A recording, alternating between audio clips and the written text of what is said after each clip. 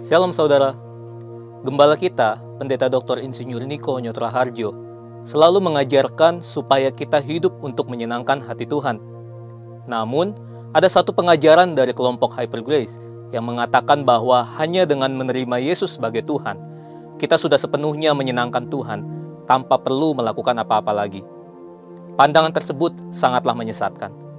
Dalam Voice of Pentecost kali ini, kita akan membahas bagaimana kita menyenangkan Tuhan dalam hidup ini. Paulus mengatakan bahwa keselamatan hanya karena kasih karunia atau pemberian Allah saja dan bukan hasil usaha manusia. Dengan menerima kasih karunia ini, kita menjadi warga kerajaan sorga yang memiliki posisi diselamatkan di dalam Yesus. Namun, selama kita masih hidup di dunia ini, Tuhan inginkan supaya kita anak-anaknya melakukan kehendak-Nya. Hal ini sejalan dengan dua tema dasar perjanjian baru, yaitu pertama, bagaimana kita ditebus oleh Allah, yaitu karena kasih karunia oleh iman. Kedua, bagaimana kita harus hidup sebagai umat tebusan. Efesus 4 ayat 1 menuliskan, supaya hidupmu sebagai orang-orang yang telah dipanggil berpadanan dengan panggilan itu. Hidup berpadanan dengan panggilan dijelaskan lebih lanjut dalam Kolose 1 ayat 9-10. Sebab itu, sejak waktu kami mendengarnya, kami tiada berhenti-henti berdoa untuk kamu. Kami meminta supaya kamu menerima segala hikmat dan pengertian yang benar untuk mengetahui kehendak Tuhan dengan sempurna, sehingga hidupmu layak di hadapannya, serta berkenan kepadanya dalam segala hal, dan kamu memberi buah dalam segala pekerjaan yang baik, dan bertumbuh dalam pengetahuan yang benar tentang Allah. Nah, setelah mengerti ayat-ayat tadi, tentu kita paham bahwa argumen kelompok Hyper Grace mengenai Tuhan sudah berkenan dengan hidup kita hanya dengan menerima Yesus tanpa perlu melakukan apapun juga, jelas tidak tepat.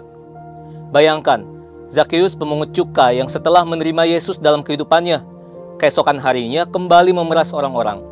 Atau Saulus yang setelah berjumpa dengan Tuhan Yesus di jalan ke Damsyik, kemudian kembali menganiaya jemaat Kristus setelah matanya disembuhkan. Keduanya sudah bertemu Yesus. Keduanya sudah menerima Yesus dalam kehidupannya. Tapi, apakah hanya menerima Yesus tanpa mengalami perubahan hidup bisa membuat Tuhan berkenan kepadanya? Tentu tidak. Berusaha untuk berubah menjadi serupa dengan gambar Tuhan Yesus setelah mengalami kelahiran baru bukanlah suatu tindakan legalistik. Justru Alkitab memerintahkan kita untuk secara aktif mengerjakan keselamatan kita dengan takut dan gentar. Hal itu juga dikuatkan lagi oleh Rasul Petrus yang menuliskan bahwa kita juga perlu berusaha sungguh-sungguh untuk menambahkan kepada iman kita kebajikan, pengetahuan, penguasaan diri, ketekunan, kesalehan, kasih akan saudara-saudara, dan kasih akan semua orang. Jadi, sesungguhnya perubahan itu tidak terjadi secara pasif dan otomatis seperti yang diberitakan oleh kelompok Hyper Grace. Saat menerima Tuhan Yesus, kita dilahirkan baru dengan satu natur ilahi yang secara otomatis mendorong kita untuk berubah dan ingin hidup menuruti Allah. Namun, kita perlu ingat bahwa kelahiran baru itu tidak menghilangkan natur dosa dalam hidup kita.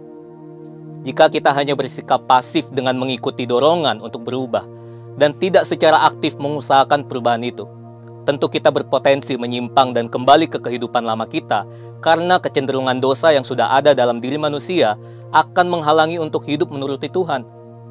Selain itu, kita juga hidup di dunia dengan sistem yang memang menentang Allah. Tanpa kuasa Roh Kudus, tidaklah mungkin kita bisa berubah.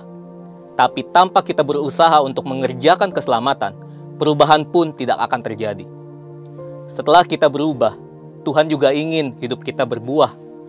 Paulus menuliskan bahwa kehendak Tuhan yang sempurna itu adalah hidup yang memberi buah dalam segala pekerjaan yang baik, serta bertumbuh dalam pengetahuan yang benar tentang Allah. Berbuah bagi Tuhan secara sederhana berarti hidup seperti Kristus telah hidup. Berusaha untuk hidup seperti Kristus itu tentu tidak legalistik.